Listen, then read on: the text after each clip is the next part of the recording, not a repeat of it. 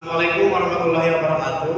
Perkenalkan, nama saya Muhammad Fikri Maulana. Saya dari kelas D24G dengan NIM 244 162 2620 1100. Di sini saya akan menjelaskan untuk linear programming dengan metode simplex untuk memaksimalkan fungsi f sama dengan 8x 1 ditambah 2x 2 dikurangi 10x 3, dimana ada kendalanya yaitu x1 tambah x2 dikurangi 3x 3 kurang dari sama dengan 6. Lalu ada 4x1 dikurangi x2 dikurangi 2x 3 kurang dari sama dengan 7. Lalu x1 x2 x3 lebih dari sama dengan 0. Lalu kita masuk ke penyelesaian.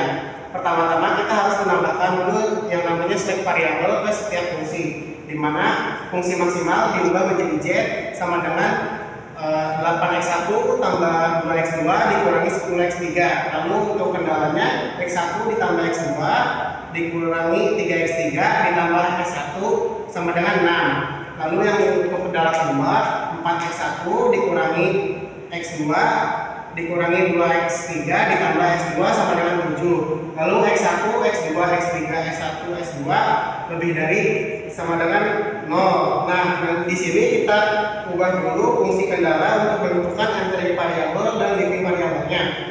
Fungsi z ini kita ubah menjadi z dikurangi 8x1 dikurangi 2x2 ditambah 10x3 sama dengan 0. Lalu kita masuk ke entry variabelnya, di mana x1 di sini sebagai entry variabel dan untuk leaving variabelnya adalah variabel s. Itu kita ambil dari rasio yang paling kecil dan untuk negatif yang paling besar. Karena negatif yang paling besar adalah x1, maka minus 8 ini dia menjadi entry variabel, dan rasio yang paling kecil ini ada di 7/4, maka dia menjadi leaving variabel. Lalu kita masuk ke operasi dasar untuk iterasi, di mana untuk perhitungannya yaitu S2 absen sama dengan 1/4 dikali S2. Jadi kan 1/4 dikali S2 yang ini 4. 1/4 dikali 4 hasilnya 1. Si leaving variabel ini sebagai kunci titik temu antara entry variabel dan leaving variabel harus beda dengan 1, dan di atas itu harus 0. Maka S1 absen sama dengan S1 dikurangi S2 absen, dimana kita tahu S1 nya adalah 1. Untuk S2 absennya tadi yang kita dapat dari 1/4 kali 4 hasilnya 1, maka 1 dikurangi 1 hasilnya adalah 0. Dan untuk Z sama dengan Z ditambah S2 absen, dimana Z adalah minus 8 ditambah dengan 8 dikali S2 absen. Yang S2 absen itu kita sudah ketahui itu nilainya 1. Jadi minus 8 ditambah 8 dikali 1 hasilnya adalah 0. Lalu kita masuk untuk ke tahap iterasi. Kita masukkan semua variabel, di mana Z minus 8 ditambah 8 kali 1 sama dengan 0. Minus 2 tambah 8 minus dikali minus 1/4 sama dengan minus 4. Lalu 10 ditambah 8 dikali setengah sama dengan 14. Lalu 0 ditambah 8 dikali 0 sama dengan 0. Lalu ada 0 ditambah 8 dikali 1/4 hasilnya adalah 2.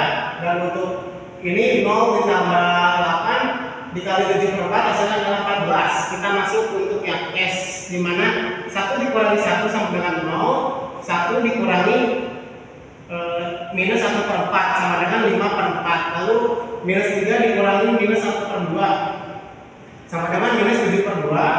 1 dikurangi 0 sama dengan 1. 0 dikurangi 1/4 sama dengan 1/4. 6 dikurangi 7/4 hasilnya adalah 17/4. Lalu kita masuk ke S2. 1/4 dikali 4 sama dengan 1. 1/4 dikali minus 1 sama dengan minus 1/4. 1/4 dikali 2 sama dengan 1/2. 1/4 dikali 0 sama dengan 0. 1/4 dikali 1 sama dengan 1/4. 1/4 dikali 7 sama dengan 7/4. Untuk iterasi kita bisa dapatkan hasilnya Z sama dengan 0 minus 4 14 0 2 14, dan rasionya yaitu 14 dibagi minus 4 sama dengan minus 7/2.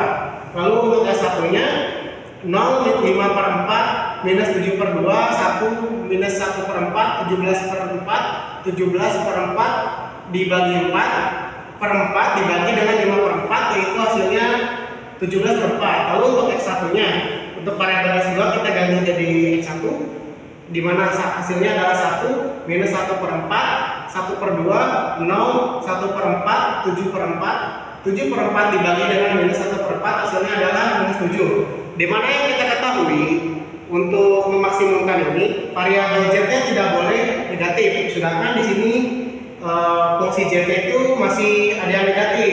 Makanya kita harus melakukan iterasi ulang dan kita juga harus menentukan operasi dasar untuk iterasi ulang tersebut. Dimana kita dapat S1 aksen sama dengan 4/5 dikali S1. Kita juga harus menentukan entering variabel dan leaving variabel non-null. Dimana di sini kan minus 4 ini adalah minus terbesar yang ada di tabel ini, dan untuk 17/5 ini adalah rasio paling kecil, maka titik temunya atau titik kuncinya berada di 5/4. Jadi sama S1 sama dengan 4/5 dikali S1, dimana 4/5 dikali 5/4 hasilnya adalah 1. Seperti biasa ini kita jadikan 1 dan ini kita jadikan 0. Untuk X1 aksen sama dengan X1 dikurangi S1 aksen dikali minus 1/4, dimana X1 ini adalah minus 1/4 dikurangi dengan S1 aksen itu adalah 1 dikali dengan minus 1/4, hasilnya adalah 0. Dan untuk Z-nya, Z ditambah 4 dikali S1 aksen, dimana Z itu adalah minus 4 ditambah minus 4 dikali 1, hasilnya adalah 0. Lalu kita masuk ke tahap tabel iterasi, dimana di sini untuk variabel Z kita tinggal masukkan dari rumus tadi, 0 ditambah 4 dikali 0 sama dengan 0, minus 4 ditambah 4 kali 1 sama dengan 0, 14 tambah 4 dikali minus 14/5 sama dengan 14/5, lalu 0 ditambah 4 dikali 4/5 sama dengan 16/5, lalu ini 2 ditambah 4 dikali 1/5 sama dengan 6/5, lalu untuk rasionya 14 ditambah 4 dikali 17/5 jadi ada 138/5. Lalu untuk S1, 4/5 dikali 0 sama dengan 0, 4/5 dikali 5/4 sama dengan 1, 4/5 dikali minus 7/2 sama dengan minus 14/5, 4/5 dikali 1 sama dengan 4/5, 4/5 dikali minus 1/4 sama dengan minus 1/5, 4/5 dikali 17/4 hasilnya adalah 17/4. Nah, lanjut untuk S2. S2 kita tinggal masukkan yang dari rumus tadi, yaitu 1 dikurangi 0 kali minus 1/4 sama dengan 1, minus 1/4 dikurangi 1 kali minus 1/4 sama dengan 0, 1/2 dikurangi minus 14/5 dikali minus 1/4 yaitu minus 1/5, 0 dikurangi 4/5 dikali minus 1/4 sama dengan 1/5, 1/4 dikurangi 1/5 dikali minus 1/4 hasilnya adalah 1/5, dan yang terakhir untuk rasionya 7/4 dikurangi 17/5 dikali minus 1/4 adalah 13/5. Kita masukkan data hasil perhitungan tersebut ke dalam tabel iterasi kedua, di mana variabel Z-nya itu menjadi 0, 0, 14/5, 16/5, 6/5, 138/5. Untuk S1-nya 0, 1, 14/5, 4/5, minus 1/5, 17/5. Untuk S2-nya 1, 0, minus 1/5, 1/5, 1/5, dan 13/5. Karena di sini fungsi Z sudah tidak ada yang non negatif, maka didapatkan hasilnya yaitu X1 sama dengan 13/5, X2 sama dengan 17/5, X3 sama dengan 0, S1 sama dengan 0, S2 sama dengan 0, Z sama dengan 138/5. Nah,